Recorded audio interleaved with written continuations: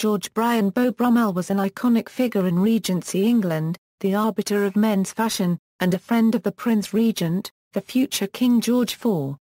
He established the mode of dress for men that rejected overly ornate fashions for one of understated, but perfectly fitted and tailored bespoke garments. This look was based on dark coats, full-length trousers rather than knee breeches and stockings, and above all immaculate shirt linen and an elaborately knotted cravat. Beau Brummell is credited with introducing, and establishing as fashion, the modern men's suit, worn with a necktie. He claimed he took 5 hours a day to dress, and recommended that boots be polished with champagne. His style of dress is often referred to as dandyism. Biography: Brummell was born in London, the younger son of William Brummell, a politician, of Donnington Grove in Berkshire. The family was middle class, but the elder Brummell was ambitious for his son to become a gentleman, and young George was raised with that understanding. Brummell was educated at Eton and made his precocious mark on fashion when he not only modernized the white stock, or cravat, that was the mark of the Eton boy, but added a gold buckle to it. He progressed to Oxford University, where, by his own example, he made cotton stockings and dingy cravats a thing of the past. While an undergraduate at Oriel College in 1793, he competed for the Chancellor's Prize for Latin verse, coming second to Edward Copleston, who was later to become provost of his college. He left the university after only a year at the age of 16. Military career: in June 1794 Brummell joined the illustrious 10th Royal Hussars as a cornet, the lowest rank of commissioned officer, and soon after had his nose broken by a kick from a horse.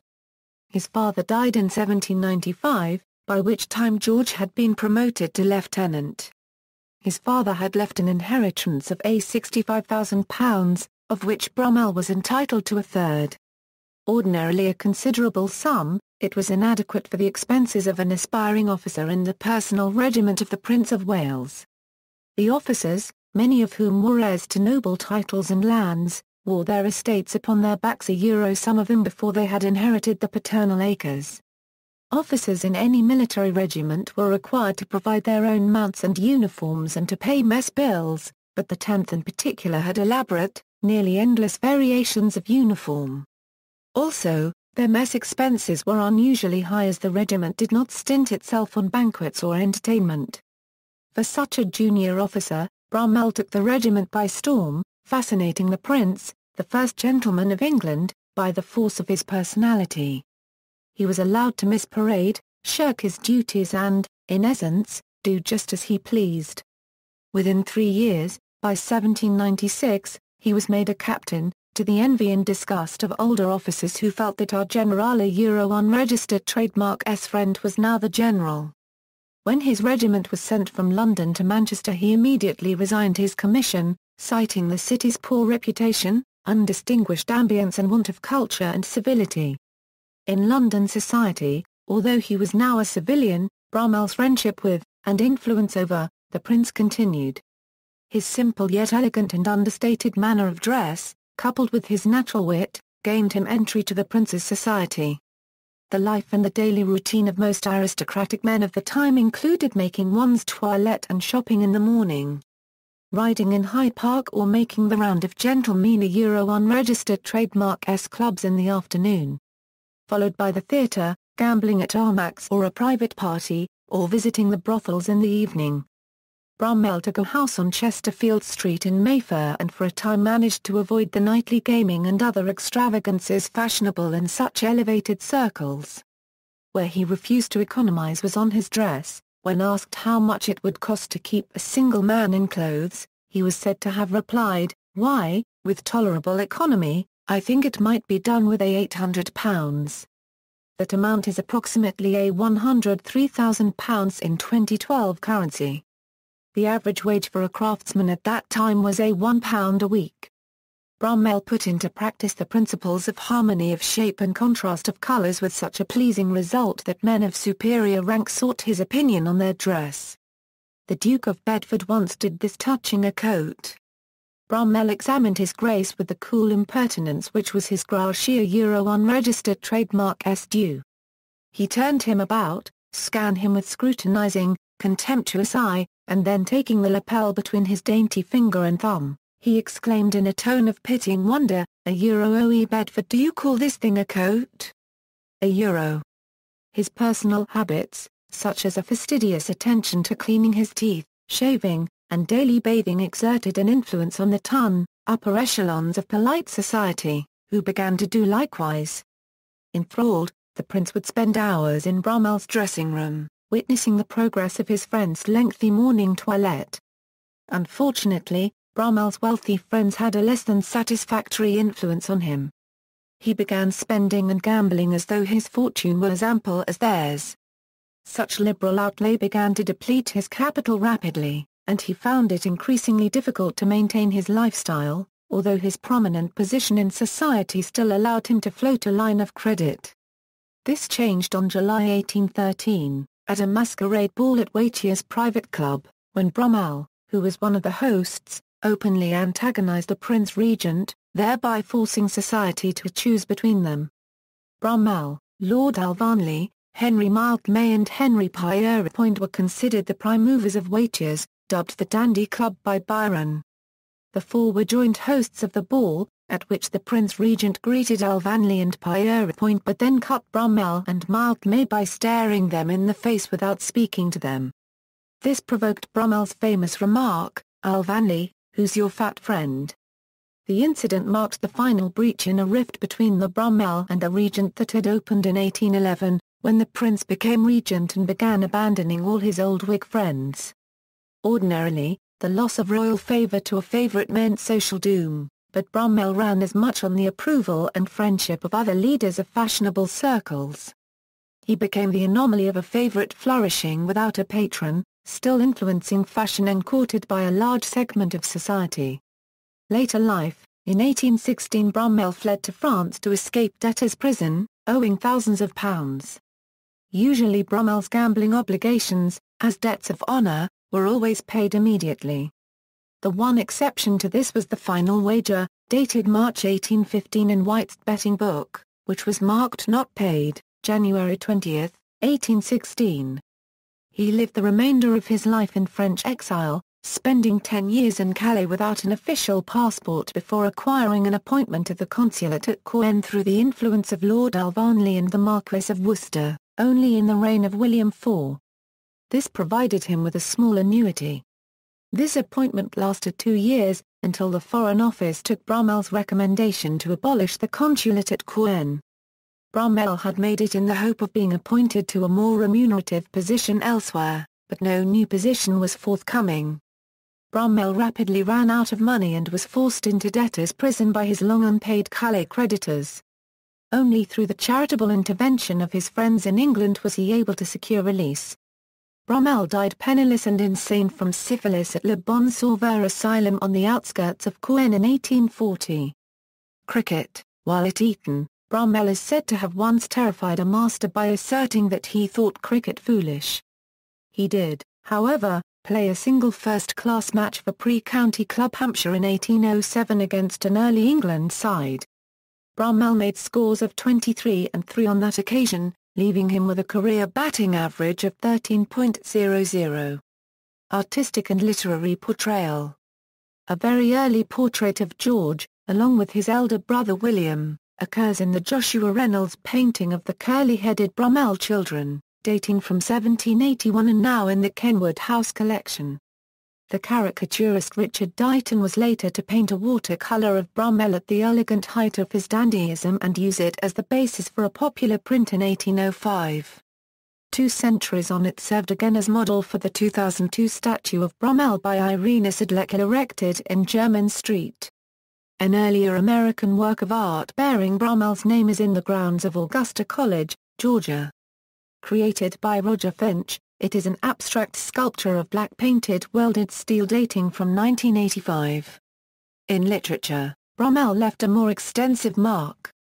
Scarcely had he left England than a collection of witticisms ascribed to him and of anecdotes about him appeared under the title Brummelliana, and was republished many times in the following decades. This began with the notorious story of his inquiring the identity of his companion's fat friend. William Hazlitt borrowed the same title of Brummelliana for an unsympathetic essay published in 1828, referring to some of these stories and repeating others uncollected there.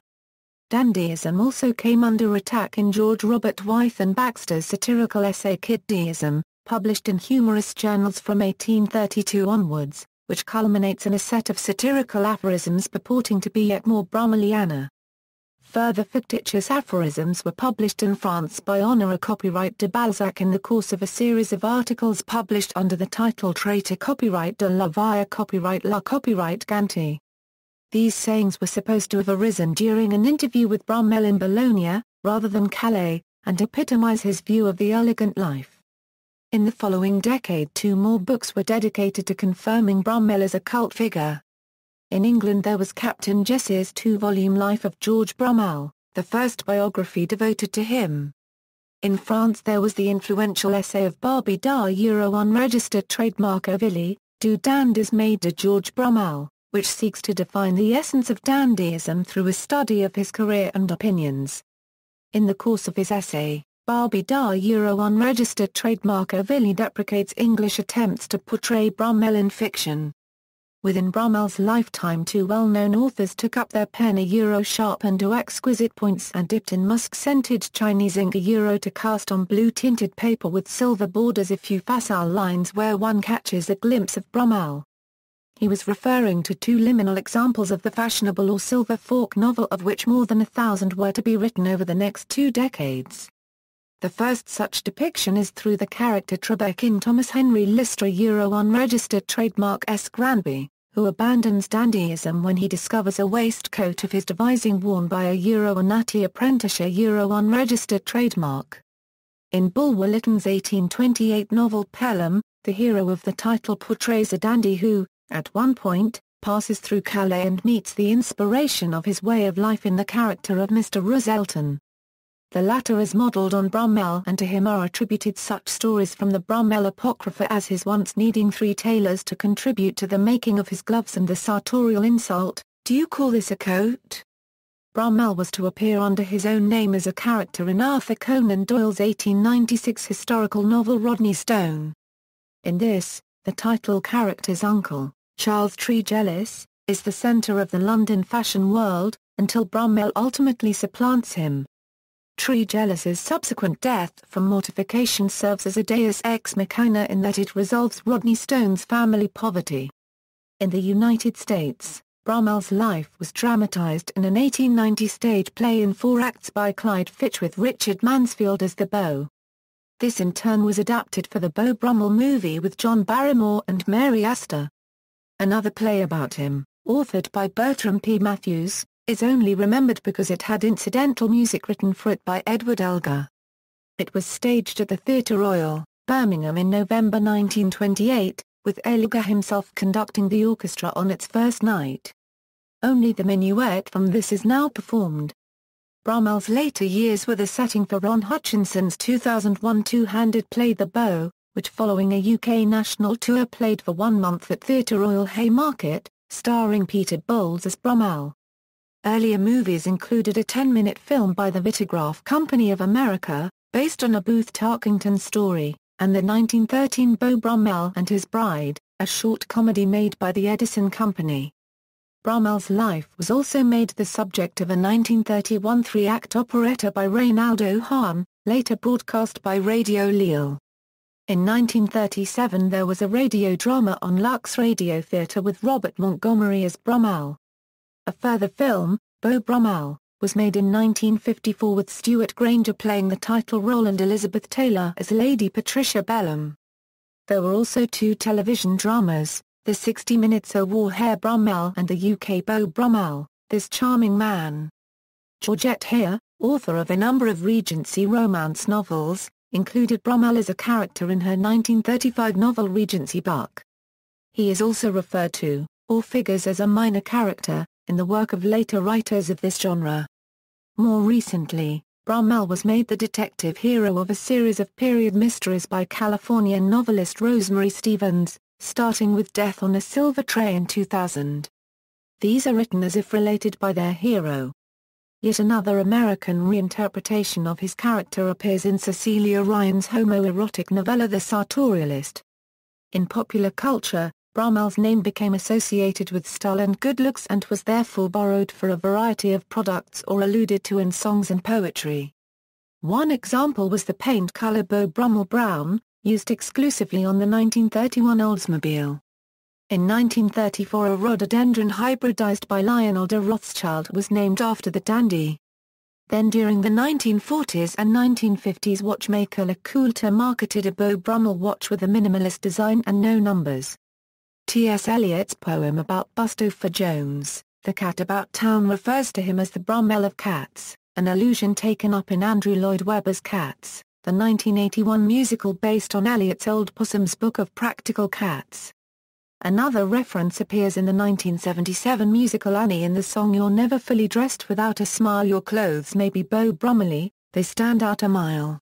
Around that time two other allusions to Brummell appeared in pop and rock lyrics, but the name had already been adopted by rock bands in the 1960s, the faux British invasion band the Beau Brummells and Beau Brummell Esquire and His Noble Men, the name used by South African-born Michael Bush for his English rock group. Further reading, Jesse, Captain William. The Life of Beau Brummell. Published in 2 volumes, Barbey d'Aurevilly, Jules. Of Dandyism and of George Brummell, 1845, Wharton, Grace and Philip. Wits and Beaux of Society. New York, Harper and Brothers, 1861, Lewis, Melville. Beau Brummell, His Life and Letters. New York, Doran, 1925, Campbell, Kathleen. Beau Brummell. London, Hammond, 1948, Moores, Ellen. The Dandy, Brummell to Beau Bochum. London, Secker and Warburg, 1960, Nicolay, Claire. Origins and Reception of Regency Dandyism, Brummell to Baudelaire. Ph.D. Dis, Loyola U of Chicago, 1998, Kelly, Ian. Beau Brummell, The Ultimate Dandy. Hodder and Stoughton, 2005, Notes. External links, A. Brummell, George Bryan. The American Cyclopedia. 1879 A.